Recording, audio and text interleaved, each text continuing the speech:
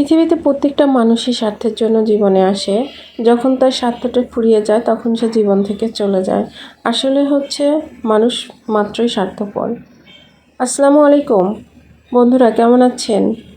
এই যে বৃষ্টির দিনে খিচুড়ি রান্না করেছিলাম, ভিডিওটা দেওয়া হয় না, আজকে ভিডিওটা পাবলিশ করব। আমার কাছে দূরে যেখান থেকে আমার ভিডিওটা দেখছেন অবশ্যই সম্পূর্ণ ভিডিও দেখবেন এবং সবসময় আমার সাথেই থাকবেন। আমিও সবার সাথেই আছি ইনশাল্লাহ। তো খিচুড়ি রান্না করার জন্য ডাল চাল একসাথে নিয়েছি, বড় ডাল নিয়েছি, মসুরের ডাল নিয়েছি, নিয়ে তারপরে এখানে ধুয়ে পরিষ্কার করে নিয়েছি। নেওয়ার পরে এখানে কড়াইটা দিয়ে দিলাম। কড়াইতে দিয়ে দিলাম হচ্ছে সরিষার তেল, আর হচ্ছে তেজপাতা, আর 2 টুকরা এলাচ, দারচিনি, আর পেঁয়াজ এবং রসুন, আর হচ্ছে কাঁচামরিচ, আর বাটা মশলা। বাটা মশলার মধ্যে দিয়েছি আদা, একটু জিরা, আর একটু রসুন বাটা। আস্ত কিছু রসুন দিয়েছি, খেতে আমার রসুন হচ্ছে দাঁতের নিচে পড়লে খেতে যে ভালো লাগে, খুব ভালো লাগে। তো হচ্ছে এটাকে মশলাটাকে একটু হচ্ছে নাড়াচাড়া করে নিব, বেশি একটা কষানোর প্রয়োজন নাই। খিচুড়িতেও অনেক সময় হচ্ছে কষানোর প্রয়োজন নাও হতে পারে। তারপরে এখানে দিয়ে দিলাম একটু মুরগি, হচ্ছে পিঠের মাংসগুলো ছিল সেটাকে ছোট ছোট করে কেটে দিলাম। হচ্ছে কেটে এটাকে ভালোভাবে এখন কষায় নিব মশলার সাথে। মশলাটাও কষানো হবে এবং মুরগিটাও কষানো হবে। তো হচ্ছে এভাবে কষায় নিয়ে রান্না করে খেয়ে দেখবেন। আর হচ্ছে তারপরে একটু গুঁড়ামরিচ দিয়ে দিলাম, কারণ কাঁচামরিচটা তো দিয়েছিলাম, কালারটা কেমন যেন দেখাচ্ছে। তারপরে আমি এই যে ডাল চাল এগুলো ধুয়ে নিলাম। অল্প একটু চাল নিয়েছি, কারণ হচ্ছে হাজব্যান্ড আর আমি তো দুজনে খেতে হবে। তো হচ্ছে একবার খাইলে তো আর খাওয়া হয় না, তার জন্য হচ্ছে একবারের জন্য অল্প একটু রান্না করতেছি।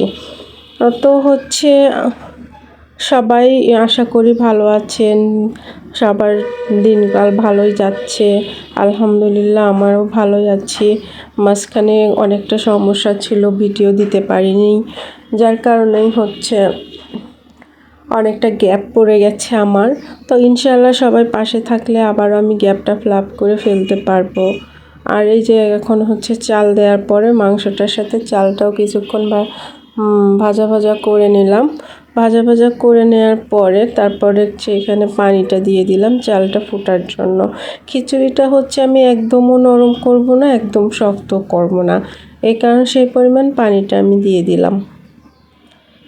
সেই পরিমাণ পানিটা দিয়ে দেওয়ার পরে এটা সুন্দর করে হচ্ছে একটু নাড়াচাড়া দিয়ে রেখে দিলাম। বলকটা আসলে ছোট করে দিয়ে দেব।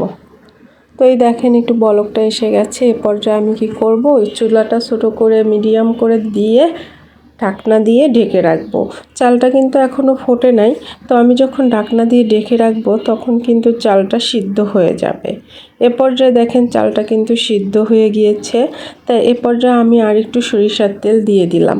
সরিষার তেলের এই কাঁচা ফ্লেভারটা খিচুড়ির সাথে জাস্ট ওয়াও লাগে, মাখো মাখো হবে, গ্রানটা থাকবে খুব দারুণ। তারপরে আমি আবার একটু তেলটা দেওয়ার পরে ঢেকে দিয়ে ছোট্ট করে জাল দিয়ে রেখেছিলাম।